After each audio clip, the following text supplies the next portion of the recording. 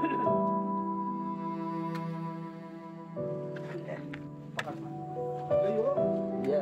हाथ आगे लेकर दिया। हाँ ठीक है सुनिए दो निकल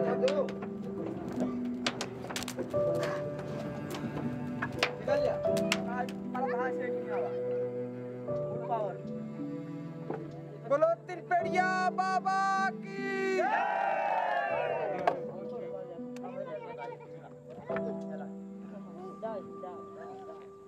सपना दिया है ना हम लोग के, करेंगे खाएंगे, ठीक, घर बनाएंगे, घर द्वार बनाएंगे।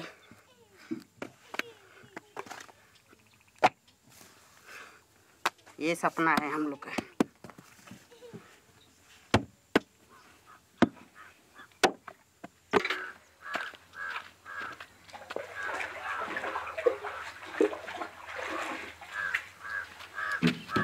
Slavery is just not the problem of factors contributing within India, but there are factors contributing from outside India, where there are companies, branded companies having trades with India, are ignorant of the fact that the products which they are taking from India is involved slavery, because they are not on the ground to see whether they are paid for their work, whether they are given proper minimum wages or not. So, and these factors are not always addressed by global community because they may not be the part of that chain, but ultimately they are consumers.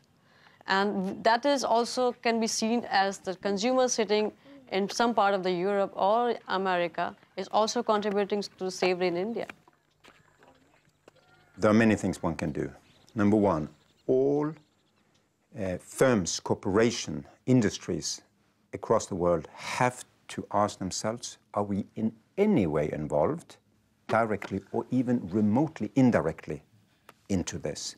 I mean, we've seen that so much of cheap products to the West and the North were caused by child labor in the South. And child labor has been done away with in many places because there was consumer focus on it. Now there has to be consumer focus also on slave-like labor. The company is not the last link in the chain of responsibility. The consumer is the last link. The consumer is making the decision to buy the products that carry the slavery. And that it's really only when the consumers understand that they're part of the chain of responsibility with the companies, with the suppliers, with the governments that oversee the economic activity and so forth, that you will be able to bring those groups together and then sufficiently address the problem of slavery in the things that we buy. The broader issue of even the economic rights of individuals has not gotten much attention. The United States has not even wanted there to be the issue of economic rights of individuals to be on the agenda. It wants to talk about civil rights, but not economic rights. It wants to talk about the rights of capital to move from country to country, but not the rights of individuals, the basic human rights of individuals. It seems to me that the view taken by most of the world is that these two are really inseparable, that an individual who is starving has lost his dignity.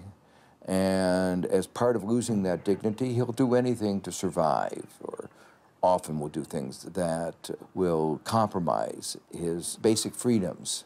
And that is today the basic origins of the problems of slavery.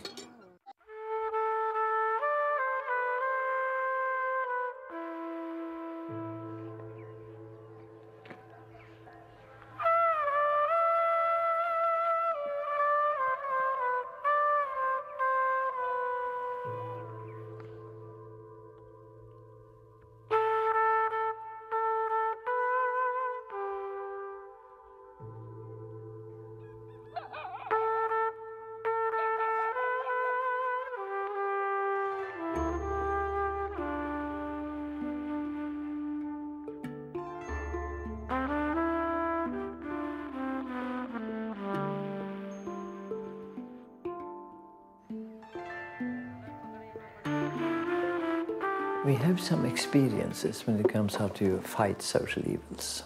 And one experience is, it starts with consciousness, then mobilization, organization, and then some confrontation. And those three are very important. But a very important experience is, don't try to get rid of all of it with one stroke. If you try that, you'll probably get rid of nothing. Try to get rid of it at one point and highlight that one. And if that one point can be generalized, then that will be the seed that will spread in all directions. In other words, I'm not so interested in that global conference against modern slavery or something. That's fine, okay, if it can serve consciousness, fine. I'm much more interested in small initiatives that are pinpointed, punctual at that particular phenomenon, reveals it, gets it, explores it first, and then exposes it, and then expels it. You want to stop slavery, you can forcibly stop it, but it will reoccur. You must deal with poverty. While there is poverty, there will be no peace, because people will always struggle with the few means they have to get a better life. And the easiest way is to pick up a gun.